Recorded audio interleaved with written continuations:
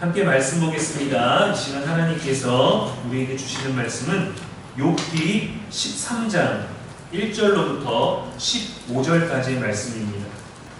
나의 눈이 이것을 다 보았고 나의 귀가 이것을 듣고 깨달았느니라. 너희 아는 것을 나도 아노니 너희만 못하지 않느니라. 참으로 나는 전능자에게 말씀하려 하며 하나님과 변론하려 하노라. 너희는 거짓말을 지어낸 자요 다 쓸모없는 의원이니라. 너희가 참으로 잠잠하면 그것이 너희의 지혜일 것이니라. 너희는 나의 변론을 들으며 내 입술의 변명을 들어보라.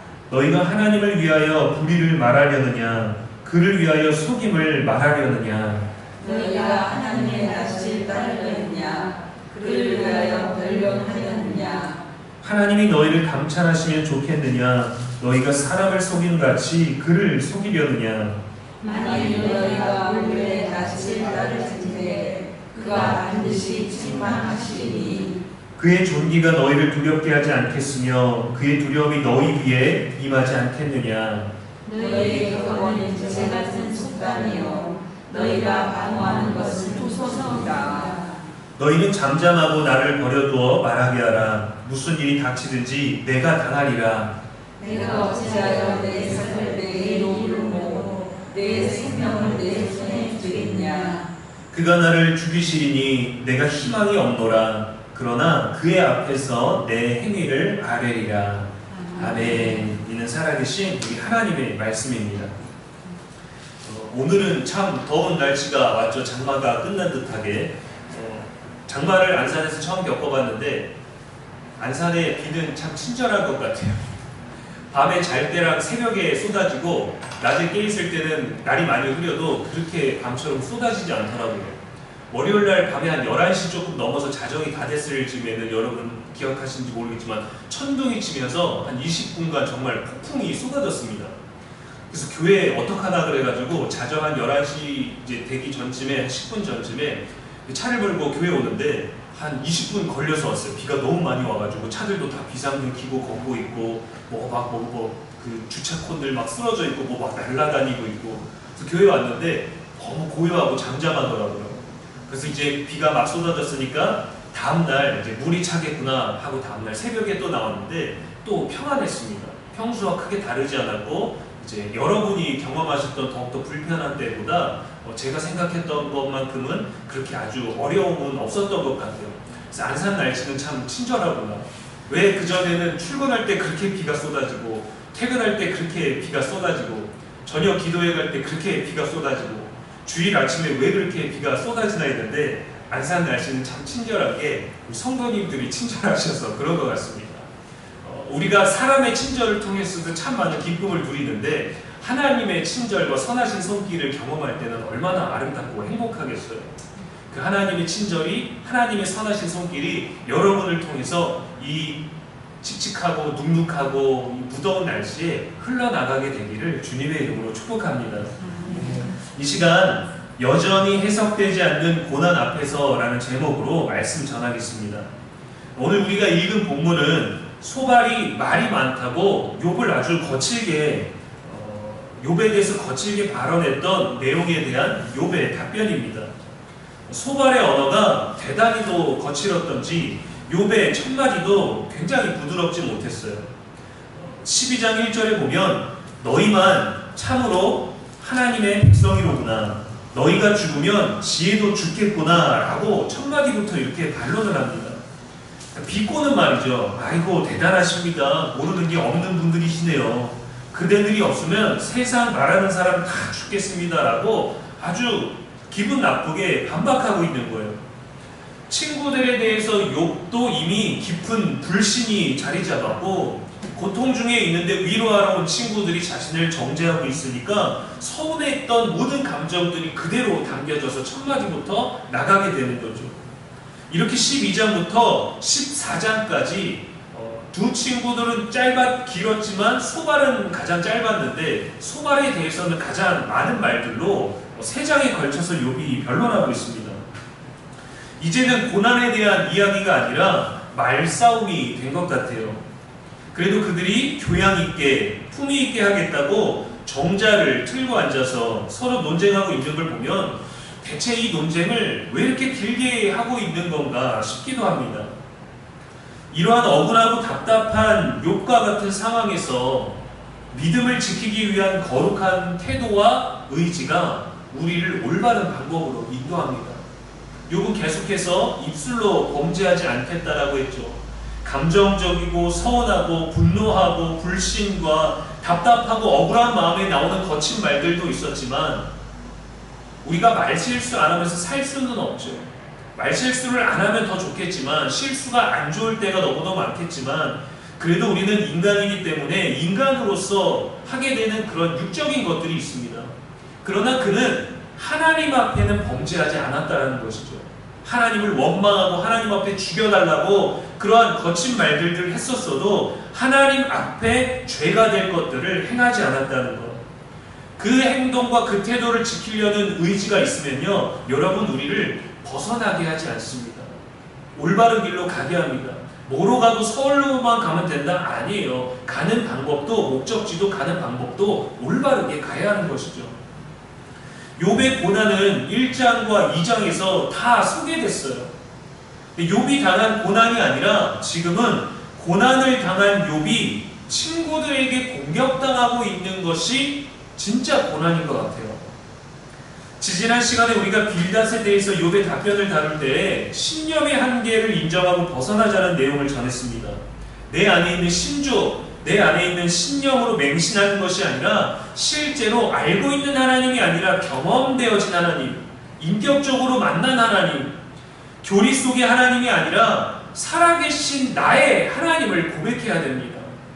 누군가 우리를 위해서 많이 기도해줘서 내가 하나님의 은혜를 누렸습니다라고 할지라도 나를 위해서 기도해준 하나님이 아니라 내가 기도해서 나에게 응답해 주신 그 하나님을 우리가 만나야 되는 거예요. 누구는 이렇다더라, 누구는 이렇다더라, 다른 사람이 간증했던, 다른 사람이 경험했던 신앙 안에서 내가 간접적으로 하나님을 말하는 게 아니라 내가 경험한, 내가 고백할 수 있는 하나님이 있어야 되는 것입니다.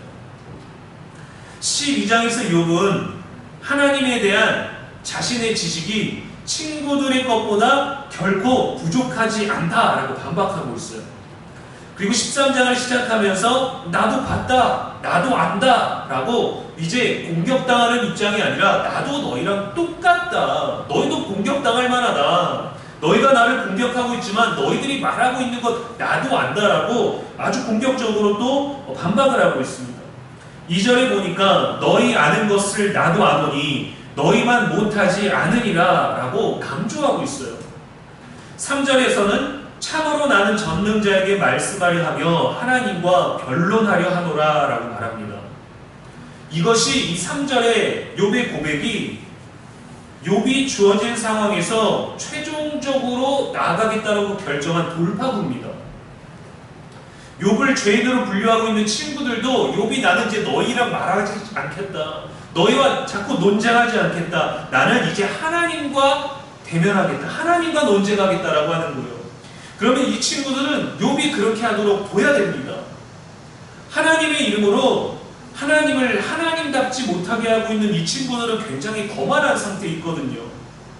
그래서 욥이 하나님께 가서 아뢰고 답을 구하게끔 해야 되는 거예요. 자꾸 하나님의 이름으로 정죄하고 자꾸 하나님의 이름으로 심판하고 자꾸 하나님의 이름으로 율법적으로 대조하는 것이 아니라 내가 이제 하나님과 얘기하겠다, 너희들은 정말 엉망이야, 잘못됐어, 너희들 병을 고치지 못하는 의원과도 같아 라고 한다면 자기들도 인정하고 그래, 네가 하나님 만나서 하나님 앞에서 대면해라, 하나님께 물어라, 우리가 그것을 위해 기도할게 라고 하는 게 모두에게 이상적인 거죠. 그게 하나님을 만나려고 하는 접근 방법입니다. 그런데 벽을 쳐놓고 야, 하나님은 이러셔, 너 하나님한테 갈 수 없어, 넌 회개해야 돼. 더 이상 욥이 대화를 통해서 위로도 안 되고 답도 얻을 수 없으니까 나는 이제 하나님에게 변론하겠다, 하나님과 변론하고 전능자에게 나의 모든 것을 말하겠다.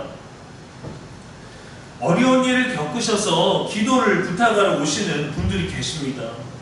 속상하고 답답한 이야기들을 쏟아내고 싶은데 내가 그것을 누군가에게 얘기하면 약점이 되고 가십거리가 되기 때문에 목회자들을 찾아오는 경우가 있어요. 그러니까 한참 사연을 막 쏟아내십니다. 답답한 이야기, 억울한 이야기들 막 쏟아내요. 그리고 이제 위에서 기도를 하죠. 또 어떤 분은 아무 말씀도 하지 않으시고 오셔서 그냥 한숨만 계속 쉬는 분이 계십니다. 그러다가 혼자 우시고, 그러다가 이제 저는 아무래도 더 이제 부모님 세대 성도님들을 이제 모시다 보니까 젊어서 젊은 목사 앞에서 우는 게 부끄럽기도 하고, 근데 쏟아낼 곳들이 없는 거예요. 문제 해결보다 문제를 당면한 성도님들을 굳세게 해주시고 믿음을 잃지 않게 해달라고 또 함께 서로 기도합니다. 당장 자신을 위해서 무언가를 해줄 수 있는 존재가 필요한 거예요. 그게 내가 지키고 내가 책임지는 사람에게는 나의 나약함들을 이야기하는 게 어렵습니다. 왜냐면 뭔가 무너져 내리는 것 같고 내가 힘들어하고 약한 모습을 보여주면은 나를 의지하는 사람들이 불안해할까봐 내가 충분히 쏟아놓고 위로받고 함께 고민하고 함께 기도할 수 있지만 사람은 마음이 또 그렇거든요. 나약한 모습을 비추지 않기 위해서 그 연약함을 홀로 지고 싸우는 사람들이 있습니다. 또 다른 경우는 깊은 고민이 있어 하나님을 만나야겠다고 응원해달라고 하시는 분들이 계셔요. 하나님 찾아가서 제가 결판을 내고 오겠습니다. 하나님의 답을 듣고 올 테니까, 기도하고 올 테니까 그것을 위해 목사님 좀 기도를 해주십시오라고 부탁하는 경우가 있습니다. 그리고 제가 안 됩니다. 그렇게 가시면 안 됩니다. 제가 여기 있으니까 제가 얘기하시면 제가 판단하겠습니다. 절대 이렇게 하지 않습니다. 이렇게 해서도 안 됩니다. 기도로 직접 하나님을 찾겠다는데 우리가 알 수 없는 고난, 알 수 없는 힘든 앞에서 하나님께 직접 대면해서 내가 정말 기도 일주일 정말 금식 기도하고 작정 기도 한번 해보겠습니다. 새벽 기도 해보겠습니다. 심야 기도 해보겠습니다. 철야 기도를 한번 해보겠습니다 라고 하는데 얼마나 귀합니까? 그래도 여러분, 교회를 벗어나서는 안 됩니다. 교회를 벗어나서 좋은 성경 공부, 좋은 세미나는 여러분 정말 많이 위험합니다. 여러분, 인간이 알 수 없는 그것을 알고 계신 전능자에게 가겠다라는 건요, 진리에 가까워지는 거예요.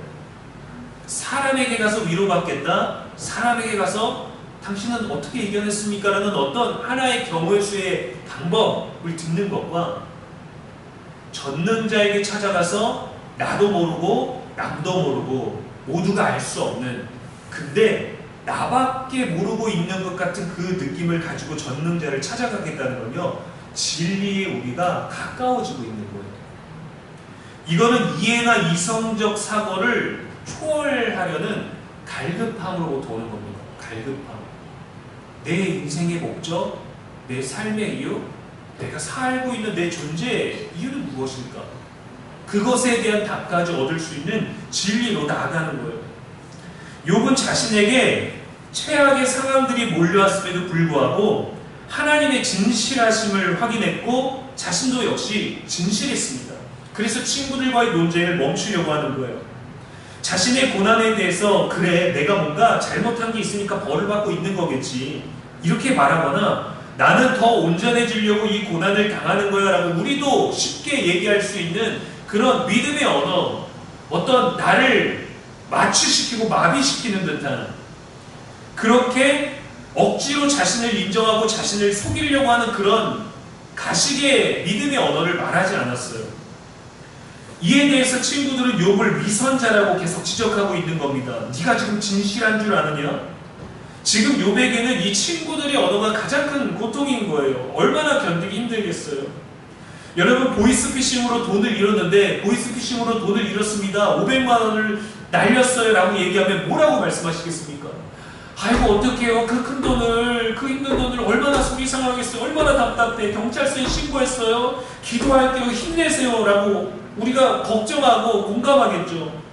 근데 이렇게 얘기 안 하고 아니 멍청하게 그걸 당했습니까? 이렇게 얘기하면 여러분, 그 말이 돈을 잃은 것보다 더 기분 나빠요. 더 속이 상합니다. 이건 위로하는 게 아니에요. 그 사람 딴에는 정말 걱정돼서 아유 그걸 속으면 어떻게 하라고 얘기하는 것 같지만 아닙니다. 그거는 내 입장에서 얘기하는 거예요.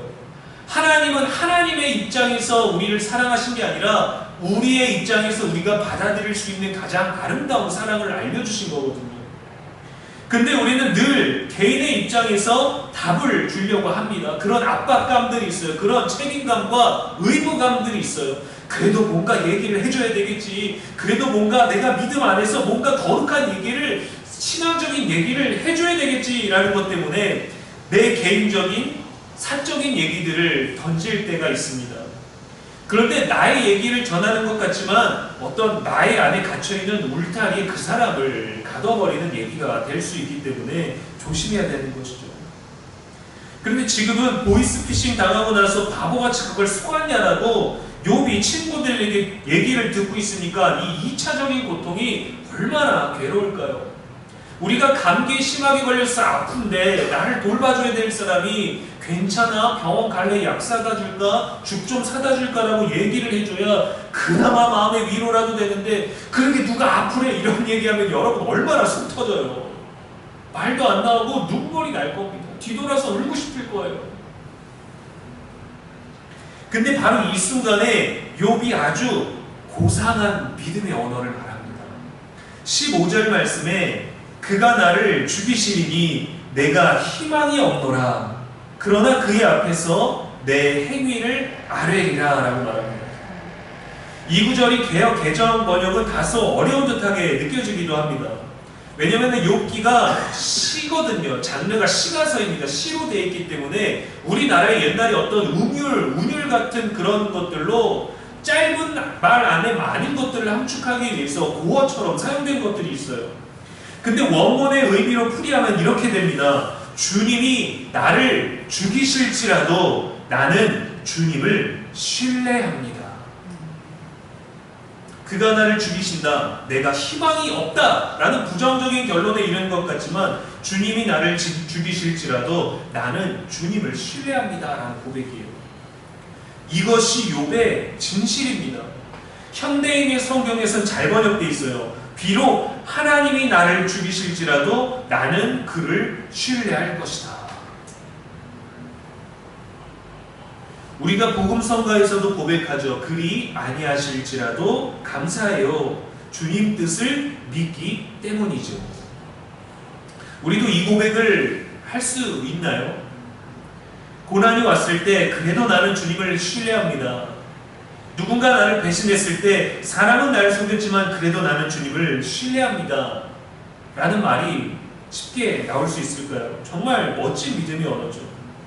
다니엘의 세 친구가 왕의 신상에 절하지 않아서 불에 던져지게 될 때 그들은 욥과 같은 믿음을 고백했습니다. 다니엘 3장 17절과 18절 말씀에 왕이여 우리가 섬기는 하나님이 계시다면 우리를 맹렬히 타는 풀무불 가운데에서 능히 건져내시겠고 왕의 손에서도 건져내시리이다. 그렇게 하지 아니하실지라도 왕이여 우리가 왕의 신들을 섬기지도 아니하고 왕이 세우신 금신상에게 절하지도 아니할 줄을 아옵소서. 정말 멋진 말이지 않습니까? 이들은 어떤 인생의 많은 고난과 인생의 많은 경험을 통해서 경륜이 쌓인 사람들이 아닙니다. 고등학생, 이제 막 갓 청년이 된 그런 젊은 나이의 사람들인데 죽음 앞에서 그들의 미래를 보장받을 수 있었음에도 불구하고 그들이 사람 앞에 굴복해서 자신의 미래를 책임질 수 있지 않나요? 왕의 신상에 딱 한 번 절하고 그들이 살아남아서 유대인들의 미래를 이끌어갈 수 있지 않나요? 그렇게도 살 수 있지 않나요? 그런데 그들은 이렇게 얘기합니다. 하나님이 나를 버리실지라도 나는 하나님을 신뢰합니다. 이러한 상황에도 욥의 친구들이 계속해서 욥에게 강요합니다. 회개하기만 하면 하나님께서 모든 것을 회복시키실 텐데 넌 왜 그걸 못해서 이 고생을 하느냐. 이러한 신념이 친구들을 지배하고 있었고 벌 주시는 하나님을 정당화해서 욥에게 추가적인 고통을 주고 있는 거죠. 이때 욥의 대답이 그대들이 하나님에 대해서 잘못된 말을 하고 나 또한 하나님에 대해서 하나님이 왜 이러시는지 나도 다 설명할 수 없고 심지어 하나님이 나를 회복시키시지 않는다고 또 이대로 죽이실지라도 나는 여전히 하나님이 진실하신 분이심을 믿을 것이다. 너희의 말이 아니라 내가 믿는 하나님을 신뢰하겠다라고 하는 거죠. 여러분, 이거는 논리로 설명될 수 있는 게 아닙니다. 교리로 접근할 수 있는 게 아니에요. 아무리 완벽한 계명과 율법을 가지고 와도 이 욥의 진실함은 설명할 수가 없습니다. 욥은 2차적인 고통을 통해서 진리에 가까워지고 있습니다. 믿음을 지킨다는 게 여러분 이런 거예요. 시편 1편 6절에 무릇 의인들의 길은 여호와께서 인정하시나 악인들의 길은 망하리로다 했습니다. 의인의 길과 악인의 전혀 다른 두 개의 길이 있죠. 의인의 길은 여호와의 길과 밀접한 관계가 있어요. 욥은 자신이 걸어온 길, 우리도 그렇겠지만 우리가 걸어온 그 길을 의인의 길임을 확신하고 있습니다. 친구들이 이것을 교만하게 볼 수밖에 없지만 그래서 욥은 더욱더 여호와께서 반드시 인정해 주실 거라고 믿고 있는 거예요. 사람들은 인정하지 않지만 여호와께서 인정해 주실 것이다. 15절 말씀이 정말 고상하게 표현이 되어 있는데 원어를 또 해석해 보면요, 실제로 욥은 육신의 삶이 정말 얼마 남지 않은 상태를 얘기하고 있어요. 그리고 그는 실제로 건강과 재산의 회복에 대해서 가능성과 소망이 없는 상태를 말하기도 합니다. 15절 말씀. 그렇게 될지라도 나는 하나님을 신뢰해 라고 말할 것 같지만 실제로는 나는 이제 이 병 때문에 나는 곧 죽게 될 거야. 나는 회복하지 않을 거야. 나는 가능성이 없어, 소망이 없어 라는 그 상태를 실제로 받아들이고 그 길로 걸어가고 있는 부분도 표현되고 있다는 거예요. 그래도 여전히 하나님을 의지하겠다고 말하는 거죠. 우리도 좋을 때가 아니라 힘들 때 이 고백을 할 수 있었으면 좋겠습니다. 정말 어려울 때 하나님 왜 날 안 도와주시나요? 라고 우리가 눈물을 흘리며 하나님께 다가가잖아요. 근데 그때 그 눈물이 쏟아질 때 하나님 날 지금 순간 도와주지 않으셔도 나는 하나님을 신뢰하겠습니다. 나는 결코 하나님 버리지 않겠습니다. 하나님이 날 버리셔도 나는 그래도 끝까지 하나님 믿겠습니다. 이 고백이 우리에게 있었으면 좋겠습니다. 이 고백이 있어야 됩니다. 14장으로 넘어가면 욥은 자신의 연약함을 인정하는 말들을 해요. 내가 대체 뭡니까? 나는 이것밖에 안 됩니다. 인간의 모든 만사를 설명할 수도 없고 깨닫지도 못한다라고 얘기를 해요. 그리고 14장 마지막 22절에 다만 그의 살이 아프고 그의 영혼이 애곡할 뿐이니이다 하고 자신의 반론을 마무리합니다. 처음에는 굉장히 12장, 13장을 시작할 때는 거칠게 반박을 하고 강조를 했었죠. 그런데 마지막을 끝낼 때는 뭔가를 다 포기한 것처럼 느껴져요. 뭔가를 받아들이고 있는데 그의 인생은 살이 아프고 그의 영혼은 슬퍼하고 통곡하며 애곡할 뿐입니다. 그럴 수밖에 없는 거예요 라고 모든 근원에는 괴로움과 비극이 있다는 것을 고백합니다.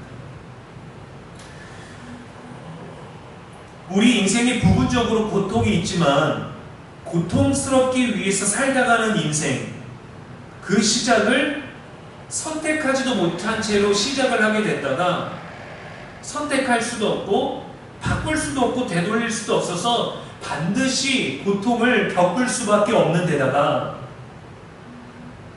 그리고 의인의 길을 걷는 것이 소용없다라는 것을 발견하는 순간 욥의 말처럼 생을 끝내고 싶을 겁니다. 더 이상 가능성이, 더 이상 기대할 것이 없다면 포기하고 싶어질 거예요. 많은 사람들이 실제로 그렇게 많은 인생을 포기하죠. 우울감에 갇혀 자신이 스스로 조금씩 세상을 가두다가 자기의 울타리 안에 스스로를 막아버립니다. 그러면 돌파구가 이제는 보이지 않죠. 본인이 다 포기했으니까. 그때 마지막 순간에 더 이상 의미가 없어서 죽음이 끝이 될 수 있을 거라는 것이 더 오히려 새로운 소망으로 다가오게 되는 거죠. 욥도 그러한 절망과 비극에 가까워지기 있어요. 소망이 없기 때문입니다.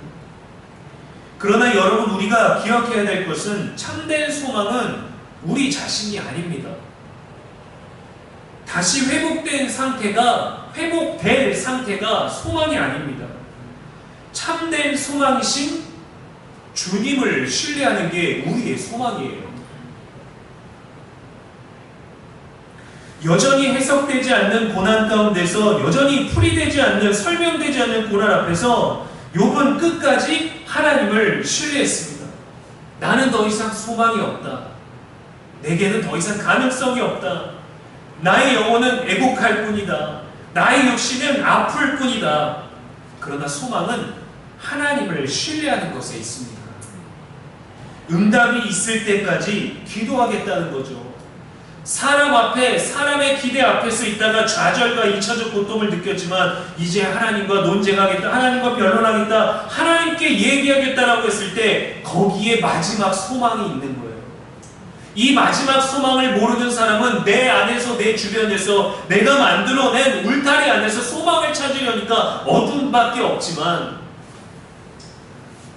하나님을 신뢰하겠다, 그 전능자를 찾아가고 진리에 가까워질 때 거기에서부터 소망이 다시금 시작됩니다. 거기에 소망이 있는 거예요. 어느 원시부족은 제사만, 기우제만 드리면 비가 온다고 합니다. 우리가 비는 풍요의 상징이잖아요. 생명이잖아요. 하늘의 축복이잖아요.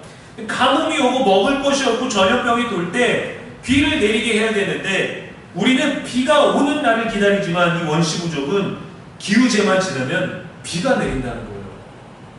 반드시 비를 내리게 한답니다. 어떻게 가능한지 아시나요? 비가 올 때까지 기도하기 때문에. 비가 올 때까지. 하루가 되고 이틀이 되고 일주일이 되고 한 달이 되든지 계절이 바뀌어도 계속 비가 올 때까지 기우제를 드리기 때문에 이 원시부족은 무조건 신의 응답을 받는다라는 거예요. 우리가 이틀을 정해놓고 하면은, 우리가 정해놓은 날 때문에 우리가 좌절하죠. 우리가 그래, 큰맘 먹고 한 달을 해보자라고 한 달을 정해놓고 했는데 그 한 달 안에 이루어지지 않으면 우리가 실망하죠. 이 얘기는 뭡니까? 하나님 한 달 안에 답을 주지 않으면 난 모르겠습니다라고 내려놓는 거죠. 그게 아니라 나는 모르니까 하나님이 답을 주십시오라고 해야 되는 건데, 하나님께 나는 모른다, 하나님도 모르겠다라고. 하나님의 응답은 사람이 아니라 하나님을 신뢰했을 때 얻을 수 있습니다. 거기에 소망이 있는 거예요. 여전히 답이 없는, 해결책이 없는 고난과 고통과 고민과 답답함 속에 계시진 않으십니까? 평안한 것 같아도 우리 안에 응어리진 감정들과 응어리진 고민과 괴로움들이 있죠. 상황이 변화해서 모든 일이 해결될 것을 신뢰하기보다 우리 마음을 전부 다 아시는 하나님을 끝까지 신뢰하십시오. 그리 아니하실지라도 하나님을 신뢰하십시오. 이것이 믿음입니다. 하나님을 끝까지 신뢰하는 신앙 안에서 사람을 보고 세상을 보십시오. 그래야 고통과 비극이 가득한 인생에서 소망을 잃지 않을 수 있습니다. 여전한 고민과 고통 속에서도 우리의 소망은 주님께 있음을 분명히 고백하는 저와 여러분 될 수 있기를 주님의 이름으로 축복합니다. 기도하겠습니다. 전능하신 하나님, 이 시간에도 말씀 주시니 감사합니다. 여전히 우리의 고민들, 고통들, 고난과 서운함들, 후회들, 모든 힘든 것들이 해석되지 않습니다. 사람들의 많은 이야기를 들어도 나는 잘 모르겠습니다. 세상에서 답을 찾아보려고 애쓰고 묻고 그래도 시원하게 얻어지지가 않습니다. 왜 우리에게 이러한 많은 고민과 비극들이 있는지 여전히 모르겠습니다. 왜 내 주변에 내 가까운 일들은 잘 풀리지 않는지 잘 모르겠습니다. 이러한 고난 속에서 더 하나님을 바라보아야 하는 믿음이 있어야 하는데 우리는 파도 위의 배처럼 그저 물결 따라 출렁일 뿐입니다. 배를 붙잡고 안간힘을 쓰며 버티며 떨어지지 않으려고, 쓰러지지 않으려고, 침몰하지 않으려고 그렇게 버팁니다. 또 하나의 파도를 지나가지만 여전히 지나간 파도와 다시 올 파도가 걱정이고 또 걱정일 뿐입니다. 우리는 이 세상에 소망 없음을 보게 됩니다. 사라질 것들 속에서 소멸될 것들을 붙잡고 삽니다. 우리 또한 사라질 것입니다. 그러나 우리의 믿음은 사라지지 않습니다. 우리가 신뢰하는 하나님이 영원하시기 때문입니다. 기도자는 사라질지라도 기도는 사라지지 않습니다. 하나님께서 우리와 함께 하시기 위해 보내주신 예수 그리스도가 모든 인생의 소망임을 알게 하여 주시옵소서. 우리가 당한 고난의 2차적인 고통이 따를지라도 억울함과 답답함 속에서도 하나님을 신뢰하는 믿음의 소망을 잃지 않게 하여 주시옵소서. 환난과 핍박과 버거운 일상 속에서도 우리의 길을 여호와께서 보고 계시며 의인의 길은 반드시 인정하심을 기억하도록 성령이여 도와주시옵소서. 우리의 영원한 소망이 되시는 예수님의 이름으로 기도합니다. 아멘.